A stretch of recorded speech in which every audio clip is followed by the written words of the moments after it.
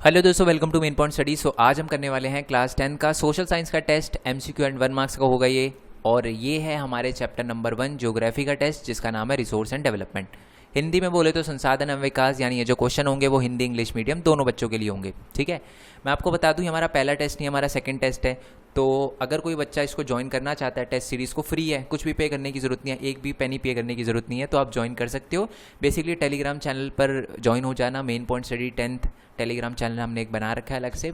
Telegram basically app है, download करके उस पर चले जाना। बाकी मैं वीडियो के एंड में आपको बता दूंगा। ठीक है, चलो अब मैं आपको बता दूं कि ये हमारा सेकंड टेस्ट है। जैसे मैंने बोला, तो हमारा फर्स्ट टेस्ट हुआ था हिस्ट्री का, चैप्टर नंबर 1 का। ठीक है, 20 तारीख को हुआ था। और ओ हो क्या तगड़ा टेस्ट दिया है। टू बी वेरी ऑनेस्ट, मैंने एक्सपेक्ट किया था कि हाँ, बच्चों के 25 आउट ऑफ 25 आ सकते हैं, बट इतना नहीं कि मैक्सिमम बच्चों के 25 आउट ऑफ 25 आए। मैंने टेस्ट थोड़ा इजी बनाया था, बट इतना नहीं कि बिल्कुल ही सबके 25 आउट ऑफ 25।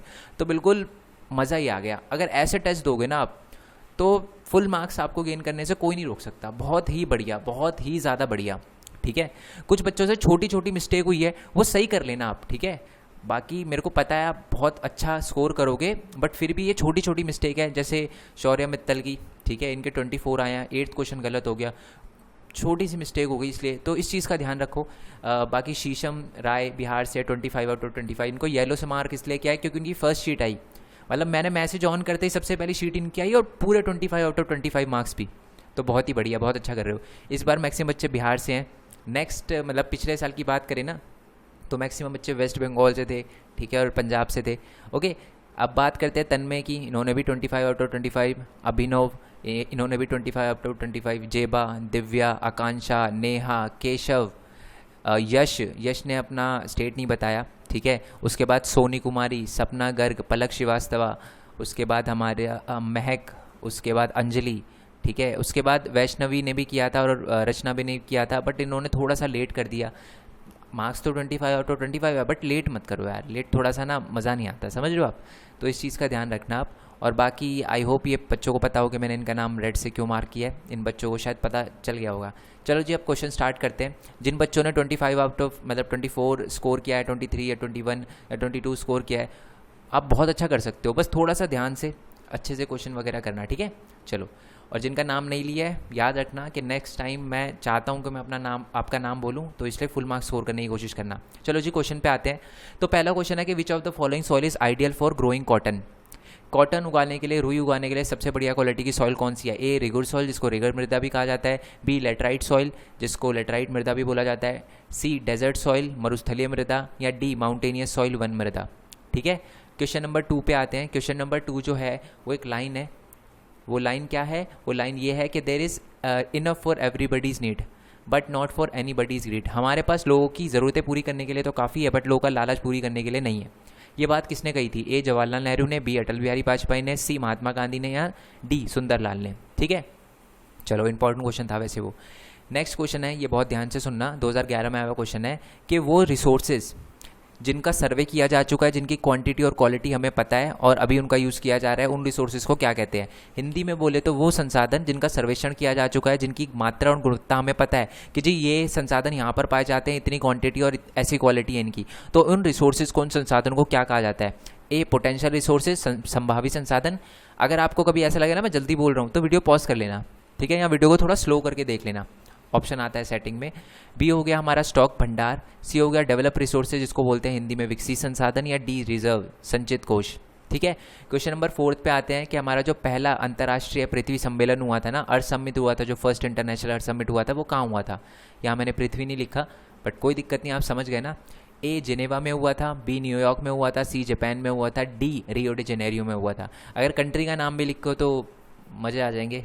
ठीक है, चलो नेक्स्ट क्वेश्चन की बात करते हैं, क्वेश्चन नंबर 5 की, कि सबसे ज़्यादा जो रिलीफ फीचर फैला हुआ है ना इंडिया के अंदर, वो बताओ। यानी कौन सी भू आकृति पूरे भारत में सबसे ज़्यादा फैली हुई है?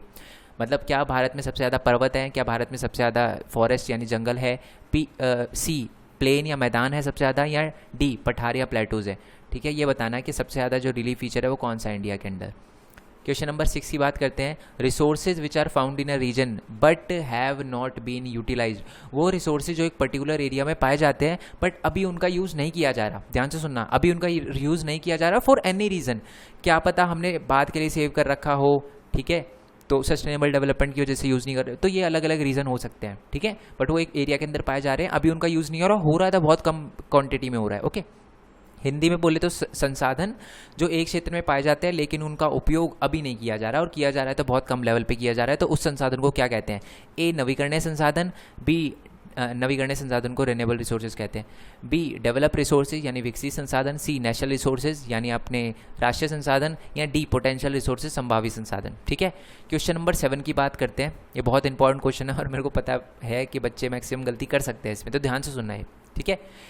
Which one of the following statement is true about the term resources? वो मतलब ये सारी की सारी पॉइंट बता रखे हैं, संसाधन के मामले में इनमें से कौन सी बात जो है वो सही है। ये 4 लाइनें हैं ना जो ABCD, इसमें से कौन सी लाइन सही है वो बताना है आपको, ठीक है। Resources are the free gift of nature, resource जो है, संसाधन जो है प्रकृति का मुफ्त उपहार है। क्या ये बात सही है? अगर सही है तो ये मार्क करना। बी है हमारा कि they are function of human activity, ये मानवीय गतिविधि में के कार्य हैं, मतलब इंसान ही क्या करता है, रिसोर्स को यूज़ लायक बनाता है, हर रिसोर्स को यूज़ लायक बनाता है, ठीक है। तो अगर ये सही है तो ये मार्क करना।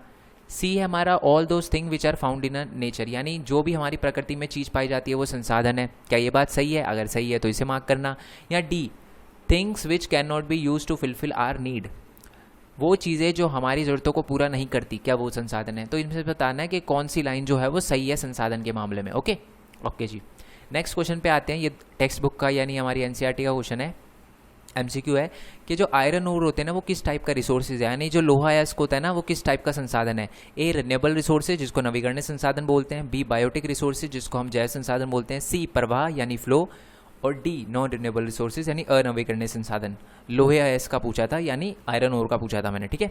चलो क्वेश्चन नंबर 9 पे आते हैं कि under which of the following type of resources can tidal energy B put, यानी जो ज्वारीय ऊर्जा होती है ना, ज्वारीय ऊर्जा पता है ना आपको, लहरों वाली है ना, पानी की जो लहरें होती है उससे जो बिजली वगैरह बनाई जाती है, तो वो किस टाइप का रिसोर्स है, ठीक है। जो ज्वारीय ऊर्जा वो किस प्रकार का संसाधन के अंतर्गत आता है। ए रिप्लेनिशेबल रिसोर्सेज, एक्चुअल में इसको किसी और नाम से भी जानते हैं, मैंने जानबूझ के रिप्लेनिशेबल रिसोर्सेज लिखा है, ठीक है। इसको हिंदी में बोलते हैं पूर्ति योग्य संसाधन, और हिंदी में भी इसको किसी और नाम से भी जाना जाता है, ठीक है। बी मानव मेड यानी human made, Hindi English mix कर दिया मैंने, मानव निर्मित संसाधन, या सी अबायोटिक रिसोर्सेज अजैव संसाधन, या डी अपना नॉन रिन्यूएबल रिसोर्सेज अनवीकरणीय संसाधन। तो इसमें से कौन से ऐसी हैं जो टाइडल एनर्जी के मतलब सब पार्ट है, यानी जो टाइडल एनर्जी इनमें से किस टाइप के रिसोर्सेज के अंडर आता है, ठीक है। चलो क्वेश्चन नंबर 10 की बात करते हैं कि पंजाब के अंदर ना लैंड डिग्रेड हो रहा है, यानी भूमि निम्नीकरण हो रहा है, भूमि जो है वो खेती योग्य नहीं रह रही, तो इसका क्या रीज़न है। इंटेंसिव कल्टीवेशन गहन खेती, बी डिफॉरेस्टेशन जंगलों की कटाई हो रही है, सी ओवर इरिगेशन अति सिंचाई, बहुत ज़्यादा पानी दिया जा रहा है वहाँ पर जिसकी वजह से भूमि निम्नीकरण हो रहा है, या डी ओवर ग्रेजिंग, यानी जो जानवर है उनको ज़्यादा चराया जा रहा है जिसकी वजह से वो टॉप सॉइल जो होते हैं ना उसे उखाड़ लेते हैं, जिसकी वजह से वो सबसे ज़्यादा उपजाऊ होती है और वहाँ पर डिफॉरेस्टेशन हो जाता है, क्या कहते हैं उसको, लैंड डिग्रेडेशन हो जाता है, भूमि निम्नीकरण हो जाता है। तो इसमें से बताना आपको कि पंजाब के अंदर ऐसा क्यों हो रहा है। नेक्स्ट क्वेश्चन है आपका क्वेश्चन नंबर 11 के विच of the following state terrace cultivation practice, यानी जो हमारा टेरेस कल्टीवेशन है ना जिसको सोपन कृषि बोलते हैं, वो जीनेदार कृषि है ना, जीने जो बनाए जाते हैं उस पर कृषि करी जाती है, तो वो कहाँ पर होती है, पंजाब में, उत्तर प्रदेश के मैदान में यानी प्लेन्स में, हरियाणा में, या अपने उत्तरांचल में। उत्तरांचल बोला है मैंने, ध्यान से सुनना, उत्तरांचल, ठीक है। चलो क्वेश्चन नंबर 12 पे आते हैं कि in which of the following state is the black soil found, जो हमारी काली मृदा है ना, काले टाइप की मिट्टी होती है, जो काली मिट्टी होती है वो कौन से स्टेट में पाई जाती है। ए जम्मू कश्मीर में, ठीक है, बी गुजरात में, सी राजस्थान में, या डी झारखंड में। क्वेश्चन नंबर 13 की बात करते हैं कि राष्ट्रीय वन नीति यानी नेशनल फॉरेस्ट पॉलिसी 1952 के अंडर हमारे भारत के अंदर कितनी % भूमि जंगल के अंदर आनी चाहिए, यानी फॉरेस्ट के अंडर कितनी % भूमि आनी चाहिए। 33%, 22.5%, 31% या 30%, ए बी सी या डी, ठीक है। Question number 14 material in the environment which have potential, ध्यान से सुनना। अगर है ना आपको भी वो जो स्टेटस ऑफ डेवलपमेंट के अकॉर्डिंग, ठीक है, अगर वो रिसोर्सेज कितने टाइप के हैं, potential resources, develop resources, stock और रिजर्व में डिफरेंस समझ नहीं आता तो आप मेरे को टेलीग्राम चैनल पे बताना, मैं दोबारा से बता दूंगा आप, ठीक है। अलग से वीडियो अपलोड कर रखी है वैसे तो, बट फिर भी अगर फिर भी दिक्कत आए तो मेरे को बता देना ज़रूर। तो इस क्वेश्चन में ये पूछा गया है कि वो मटेरियल जो हमारे एनवायरनमेंट में पाया जाता है जो हमारी नीड को सेटिस्फाई तो कर सकता है, मतलब उसके अंदर पोटेंशियल है कि वो हमारी नीड को सेटिस्फाई कर सकता है, बट अभी उसको यूज़ करने के लिए हमारे पास प्रॉपर टेक्नोलॉजी नहीं है। अगर आप बता पाओ तो बहुत बढ़िया कि इन चारों में से ऐसा कौन सा रिसोर्स है ऐसा जो इस कैटेगरी में आता है, ठीक है। और अगर ये भी बता पाओ आप कि उसका एग्जाम्पल क्या है तो बहुत ही बढ़िया होगा। तो हिंदी में बोल देता हूँ मैं कि पर्यावरण में ऐसी वस्तु जो मानव की आवश्यकताओं को पूरी करने की क्षमता रखती है बट अभी मानव के पास उसको उपयोग करने की तकनीक नहीं है, तो वो कौन से टाइप के संसाधन है? ए पोटेंशियल रिसोर्सेज संभावित संसाधन, बी भंडार स्टॉक, सी डेवलप रिसोर्सेज विकसित संसाधन, या डी रिजर्व या संचित कोष। ठीक है, क्वेश्चन नंबर 15 की बात करते हैं कि India's territorial water extends up to the distance of, Bharat की जल सीमा कितनी दूरी तक फैली हुई है? यानी जो भारत है, ठीक है, भारत के जो पानी वाला एरिया है ना, एक हद तक पानी वाला एरिया हमारे इंडिया की टेरिटरी के अंदर ही आता है। कितने किलोमीटर या कितने नॉटिकल माइल का एरिया, नॉटिकल माइल यानी होता है समुद्री मील, तो कितना एरिया जो है वो भारत के पानी के एरिया का भी इंडिया के अंडर आता है? ए 12 किलोमीटर का, बी 12 नॉटिकल माइल्स यानी 12 समुद्री मील का, या सी 19.2 माइल्स मील जिसे हिंदी में बोलते हैं, और डी 200 नॉटिकल माइल्स का। ये बताना आपको कि भारत में जो पानी का एरिया है ना, तो एक तो लैंड वाला एरिया है, पानी का कितना दूर तक का एरिया भारत के अंदर आता है, भारत की टेरिटरी, भारत का इलाका माना जाता है। क्वेश्चन नंबर 16 पे आते हैं कि resources that take long geological time for the formation are called. वह संसाधन जिनको दोबारा बनने में बहुत ज़्यादा टाइम लगता है, ठीक है, वो रिसोर्सेज जिनको बनने में बहुत ज़्यादा टाइम लगता है, तो वो रिसोर्सेज कौन से होते हैं? ए रिन्यूएबल रिसोर्सेज, बी रिजर्व यानी संचित कोष, रिन्यूएबल रिसोर्सेज को नवीकरणीय संसाधन बोलते हैं, सी कम्युनिटी रिसोर्सेज सामुदायिक संसाधन, या डी नॉन रिन्यूएबल रिसोर्सेज। ठीक है, क्वेश्चन नंबर 17 पे आते हैं कि land that is left uncultivated for more than 5 years, यानी वो ज़मीन जिसको 5 सालों के लिए बिना, 5 साल या उससे ज़्यादा तक बिना खेती के छोड़ दिया जाता है, तो वो किस टाइप का उसमें आता है? ठीक है, क्या कहेंगे उस ज़मीन को, क्या कहेंगे उस लैंड को, भूमि को? ए पास्चर लैंड जिसको हिंदी में चरागाह भूमि कहते हैं, यानी जहाँ पर जानवरों को चराया जाता है। बी कल्ट्रेबल वेस्ट लैंड, ठीक है, कृषि योग्य बंजर भूमि, ठीक है, वैसे मैं एक बात बताऊंगा ये करने के बाद, बैरन लैंड बंजर भूमि, और डी करंट फेलो लैंड पड़ती भूमि। ठीक है, अब अगर वैसे तो है ना हिंदी में डायरेक्ट इसका नाम दे रखा है, डायरेक्ट अगर हिंदी वाला मैंने लिखा होता है ना तो डायरेक्ट आपको आंसर पता चल जाता, तो इसलिए मैंने थोड़ा सा चेंज किया है इस क्वेश्चन को। बट आई होप आपको अच्छे से समझ आ गया हो ये क्वेश्चन कि जिसमें 5 या 5 से ज़्यादा साल तक जिसमें खेती नहीं की जाती उसको क्या कहा जाता है। इसमें आप है ना एलिमिनेशन मेथड यूज़ किया कर सकते हो कि जी ये तो नहीं कहा जाता, ये नहीं कहा जाता, ये नहीं कहा जाता, तो ये बचा यही कहा जाता होगा, ऐसे करके देखना तो ज़्यादा अच्छा लगेगा आपको, ज़्यादा अच्छे से आप आंसर कर पाओगे, एक्यूरेटली आंसर कर पाओगे। क्वेश्चन नंबर 18 की बात करते हैं कि in which of the following state mining has caused severe land degradation, यानी कौन सा ऐसा राज्य है हमारा जहाँ पर भूमि निम्नीकरण हो रहा है, वो भी खनन की वजह से, यानी ज़मीन से जो चीज़ें निकाली जाती है ना, माइनिंग करी जाती है उससे, तो वो कौन सा है? ए गुजरात, बी झारखंड, सी हमारा केरला, या डी उत्तरांचल। तो कौन से स्टेट में माइनिंग की वजह से लैंड डिग्रेडेशन यानी भूमि निम्नीकरण हो रहा है? Question number 19 which is the most common soil in northern plane, यानी हमारा जो उत्तरी भारत है ना उसमें सबसे आम मिट्टी कौन सी पाई जाती है, यानी सबसे ज़्यादा मिट्टी कौन सी टाइप की पाई जाती है? ब्लैक सॉइल काली मृदा, बी लेटराइट सॉइल लेटराइट मृदा, सी एलुवियल सॉइल जलोढ़ मृदा, या डी लाल मृदा, सॉरी लाला मृदा लिख दिया मैंने, ये हमारा लाल मृदा होगा। ठीक है जी, तो ये लाल मृदा है, रेड सॉइल जिसको बोलते हैं। क्वेश्चन नंबर 20 की बात करते हैं कि land use pattern of India is lopsided, इसका मतलब क्या है कि भूमि, भारत की भूमि जो उपयोग होती है ना, भूमि के उपयोग का पैटर्न जो है वो एक तरफा है, यानी भारत में एक ही तरह की लैंड हमें मिलती है, ऐसा कुछ कहना जाता है। ट्रू है या फॉल्स है ये आपको बताना है। ठीक है, क्वेश्चन नंबर 21 है कि the alluvial soil is the most wide spread soil of India, यानी जो हमारी जलोढ़ मृदा है वो पूरे भारत में सबसे ज़्यादा पाई जाती है। सही है या गलत है वो बताना है आपको। क्वेश्चन नंबर 22 की बात करते हैं कि red soil are found in Thar desert, जो लाल कलर की मृदा होती है ना वो हमारी थार के मरुस्थल में पाई जाती है। ट्रू और फॉल्स, सही और गलत। क्वेश्चन नंबर 23 की बात करते हैं कि जो फॉसिल फ्यूल होते हैं ना, जीवाश्म ईंधन, ठीक है, वो नॉन रिसाइक्लेबल रिसोर्स है, यानी उनको दोबारा नहीं बनाया जा सकता, नॉन योग्य संसाधनों में आता है वो, सॉरी गैर पुनः योग्य संसाधन में आता है। क्या ये बात सही है या गलत है?